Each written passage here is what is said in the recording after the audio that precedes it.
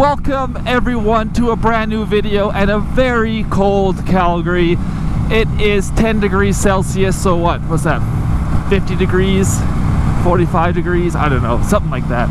It is chilly, but we have a beautiful sky right now, as you can see, and I'd love to be on the bike. Nowhere else I'd rather be, so can't complain. Now today's video, as you see by the title, I want to talk about my lawsuit and everything that's happened in the States, because as of yesterday, my lawyer gave me the phone call. It is done and dusted. Everything has been taken care of. The law, you can't turn left there, buddy. Fucking no left turn, you asshole. Full brakes on a fast road without, I'm doing a nice video, doing my motovlog style, positive vibes, and you can't even get away from the bad drivers. They are everywhere. Anyways, so yeah, look at that view, look at the mountains, look at the downtown core right there. That's the way we're headed. Go for a little ride in there together, and let's talk about this lawsuit.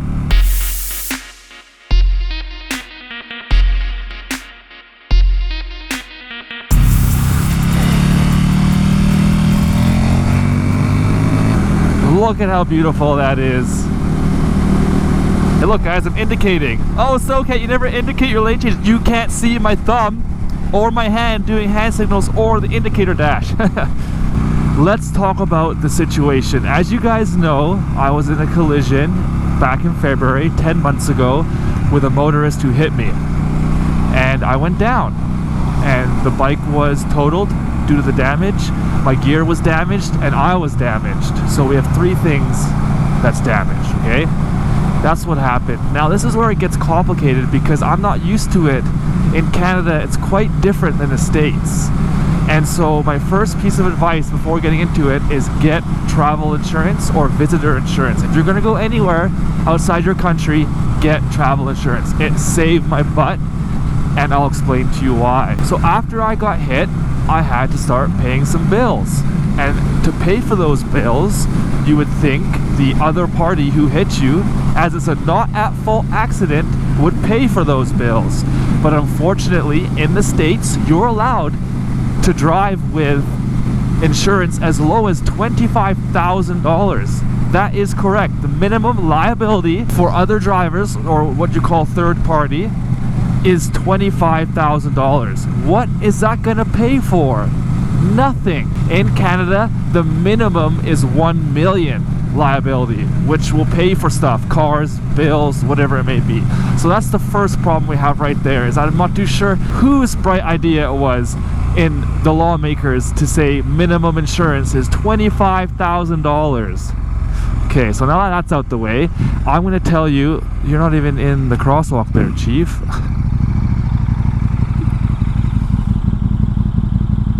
Weird, he's like trying to talk to people and stuff. Dude, you're gonna get run over. Wow. Okay, so let's talk about the problems with my case, okay? We have a bike to pay for, which is about 12 grand. We have medical to pay for, which is, get this, $55,000. And we have gear to pay for and miscellaneous. My iPhone, my clothing, my helmet, my everything, right?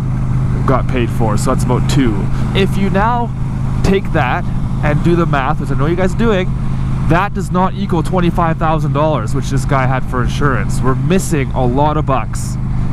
And this is the problem, and this is why you have to sue. So I contacted a lawyer, and we got the ball rolling. And in the United States, you have to sue, or else you're gonna be, like I said, out of pocket. He hit me, and I have to come up in a neighborhood of 40 grand? For what? For why? You hit me, you caused me this pain, and I have to pay this now? I have to pay for my crash that you caused? Not fair. So in the United States, I was able to sue and go after him for a little bit more money so we can help pay for things. Now this is where I was saved. Back to point number 1, is you have to have travelers or visitors insurance. This really helped me because I was able to they took care of my medical bill, thank God. Okay, if you guys are wondering what's going on right here, it's the Field of Crosses that we do on November 11th. It's Remembrance Day in Canada, or Veterans Day in the United States, and everyone's paying their respects. That's what we do.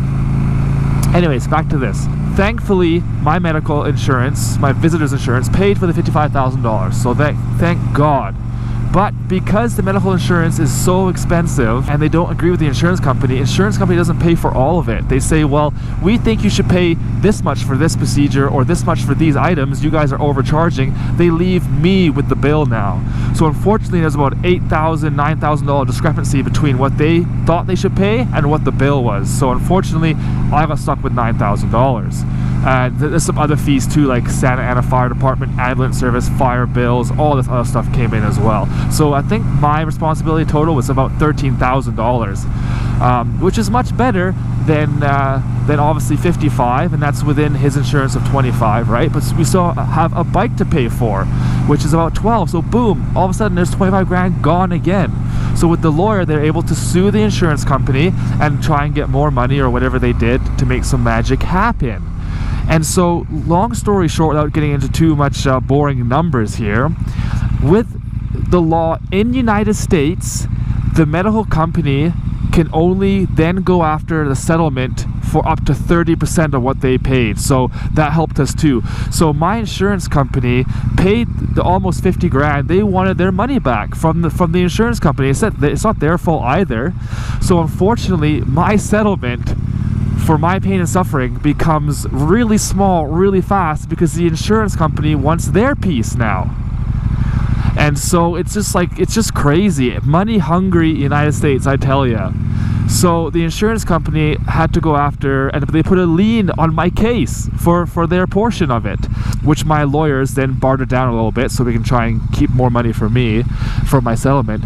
But I mean, long story short, guys, it is crazy the way it all works in the States. So now we have my portion of medical bills that they want me to pay that the insurance company didn't cover. My insurance company wants to go after their portion, what they can legally get.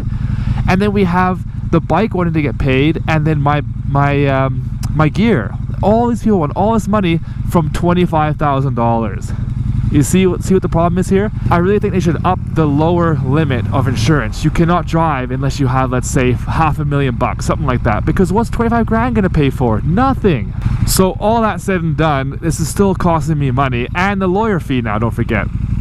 And the lawyers want their portion now. So on the settlement, it all just disappears to all these bills, and the only thing I can attest to why I'm not in the red is because of my insurance company. They are able to pay for the big bill, and then their bylaw only asked for 30% of the settlement. So that really saved me. Saved me a lot. I'm out of breath talking about this, guys. I'll take a little secret. I've been trying to record this video like for the last 3 or 4 tries. It's just so much information to go through, and I just want to like try and say it in the best way possible. It's difficult. I've failed many a time tonight, but I think I just did it. Everything said and done, the bike's been paid for, and as you can see, he's been riding it around. My medical bills have been paid for. I'm no longer getting threatening mail once a week.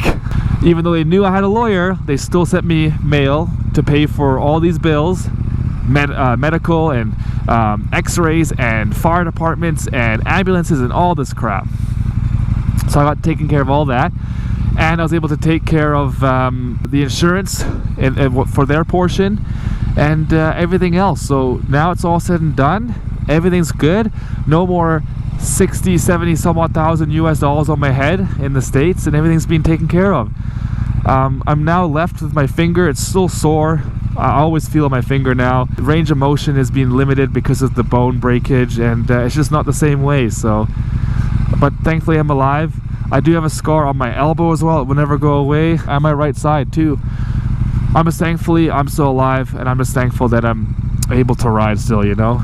Anyways, guys, I'm gonna deal with this rush hour traffic on the way home here, and until next video, you guys stay hot.